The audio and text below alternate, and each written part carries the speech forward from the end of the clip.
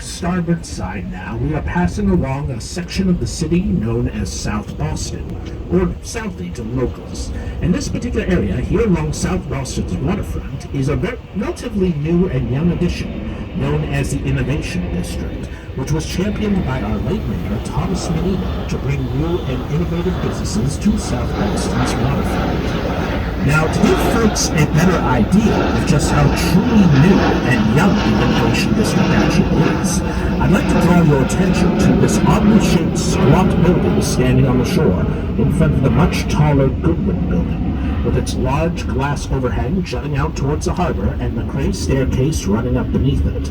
This is the ICA, the Institute of Contemporary Art. It was built in 2006, stands 4 stories high, and up until 2013, this was the tallest structure in this area of South Boston.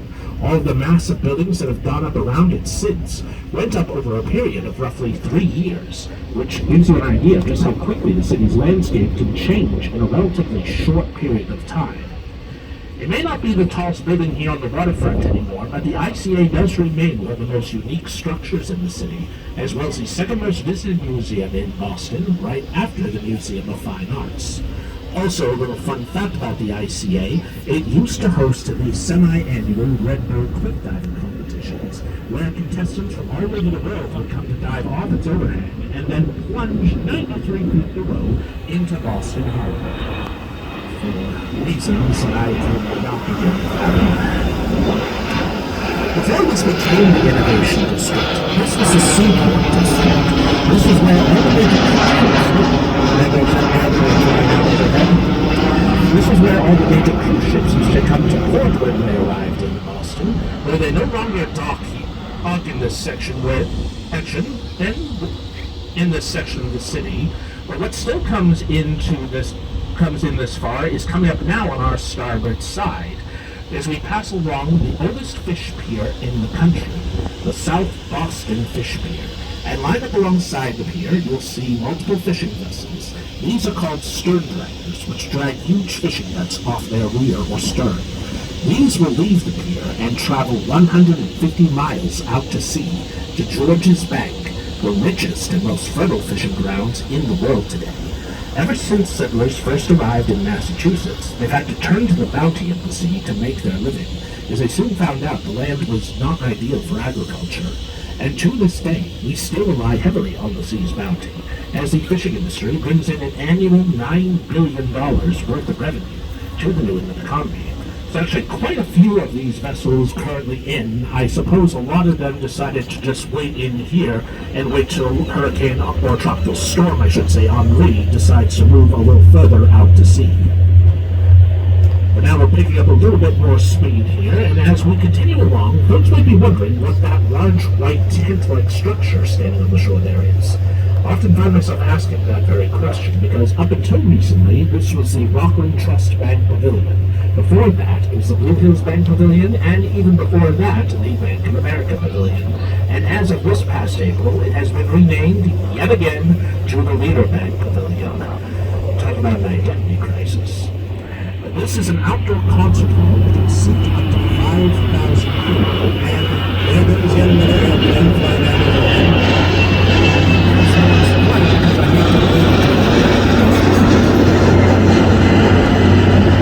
Now, during the years, the pavilion hosts a series of music festivals during the summertime. And after over a year-long hiatus, concerts have finally returned to the pavilion this month. We've had big headline names come to play here in the past. Everyone from Billy Joel to Billie Eilish has played the pavilion. Originally, this was only supposed to be a temporary structure, but people loved it so much, especially when lit up at night with many different colors, that they decided to make the pavilion a permanent addition to South Boston's waterfront. Now, something else that'll light up at night here on the waterfront is currently standing atop the Legal Seafood's Quality Control Center. This 43-foot-long steel fish sculpture, which, by the by, costs about $750,000. Though I dare say Legal Seafoods can afford it, as it is the most popular seafood chain in all of New England. The eye of the sculpture, in particular, glows a pale shade of blue at night, and the intensity of its light will change with the wind speed. A very nice feature out here on a dark night on Boston Harbor. Now, right behind the quality control center, there is a grayish rock building with several triangular pipes jutting out the top of it. Now, if we were to look off on the port side where that airplane just flew out,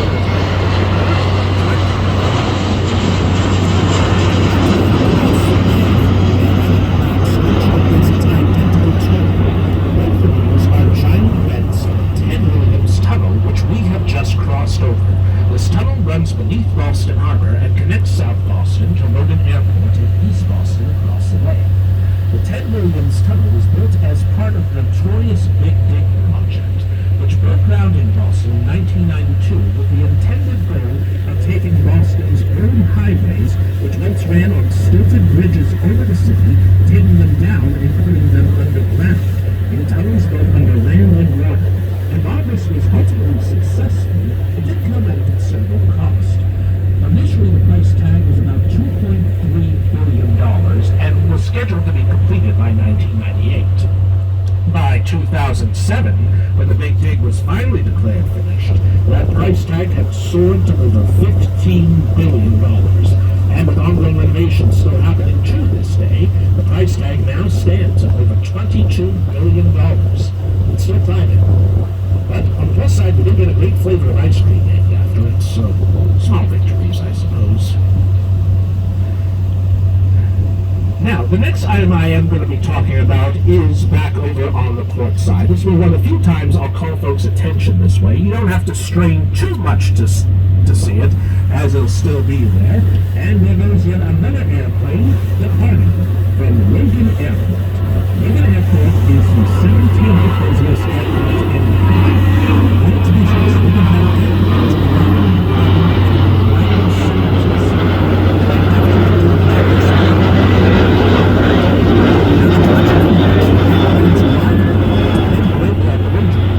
this can change over the course of the day, sometimes several times, due to the very fickle nature of the weather.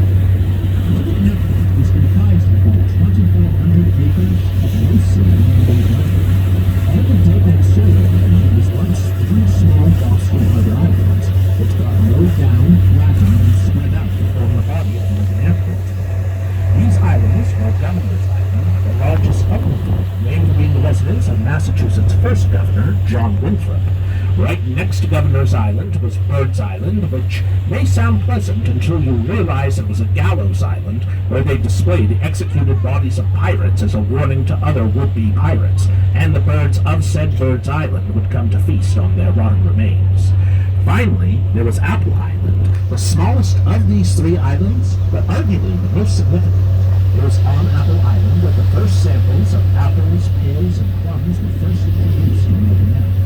And it would also be from Apple Island where one John Chapman would set off on his cross-country trek with bags of apple seeds, planting them as he went. Time and legend have come to know John Chapman by a rather more famous name, Johnny Appleseed. But let's bring it back over to the starboard side, as we pass along a section of South Boston known as the Connery Container Terminal. This terminal connects Boston to ports all around the port. Goods are imported and exported from the terminal in large silver rectangular containers called intermodal containers that you can see stacked up there on the shore. Now, these are called intermodal because they can be transported either by large flatboat cargo ships, like they are when they arrive here, or on the bed of trucks. You can see some being pulled up here on the shore here, and they can even be pulled on trains as well. Now on the sides of these containers, you might be able to read the names of shipping companies they belong to. One of the easiest to read and most prominent is Evergreen, and if that name sounds familiar to you, it might be because one of their larger vessels earlier this year blocked up the Suez Canal for about a week. We did get quite a few vessels from the Evergreen fleet, though not nearly as big as that one. Now, each one of these containers can hold millions of dollars worth of goods inside, and they get loaded and offloaded from the cargo ships via these tall cranes you see standing here on the waterfront. Cranes that I have dubbed the Imperial Rockers.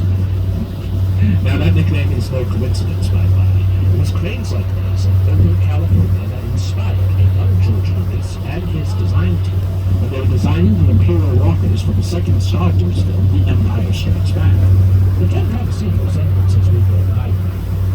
The cranes that Victor saw in Brooklyn, however, stood a lot taller than the ones we have here in Boston.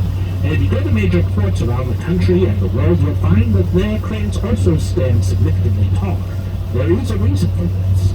That reason is the crane's location right across the way from Logan Airport. As I mentioned, depending on the wind direction, you would have airplanes either departing over this direction, as they have been today, which is not as big a deal, but on other days, we have airplanes coming in for a landing, and when they come in for a landing over this direction, and they fly in over the terminal at incredibly low angles, so low that we have to keep the cranes at this height, so the large amounts of steel and the trucks that make up the cranes do not interfere with the navigational systems of the passenger aircraft.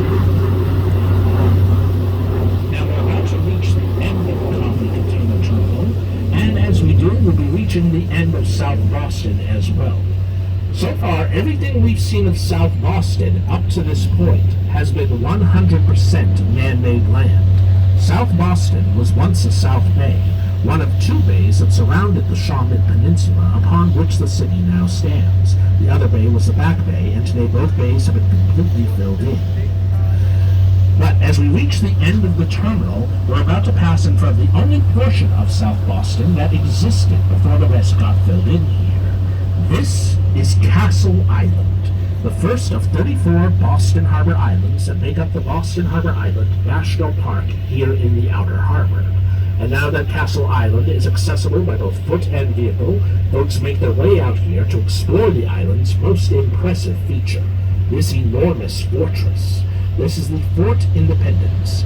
There has always been a fortification out here on Castle Island ever since the city was founded, defending Boston Harbor from hostile incursions from out at sea. But it wasn't always a Fort Independence. Originally, it was a small wooden stockade called Castle Road.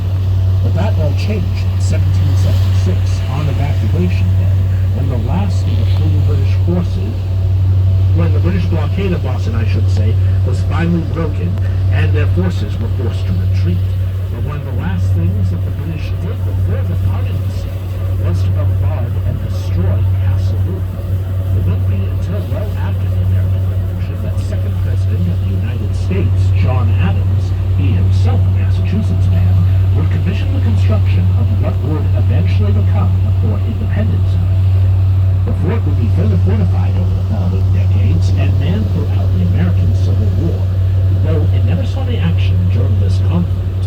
What it did see, however, was a series of illegal duels fought out here on the island. One such duel was fought in 1817 over a drunken game of cards between one Captain Green and Lieutenant Massey. Green accused Massey of cheating and challenged him to this duel, picking sabers as a weapon. The duel was only supposed to be to first blood drawn, but the belligerent Captain Green ended up fatally stabbing Lieutenant Massey. Massey was much beloved by his men on the island, unlike the very unpopular Captain Green, so the lieutenant's men plotted a terrible form of revenge against the captain.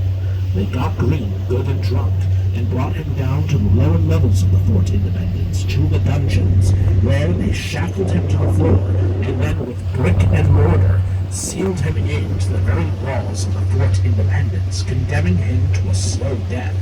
An excavation of the fort in 1905 did uncover the remains of a human skeleton who had been shackled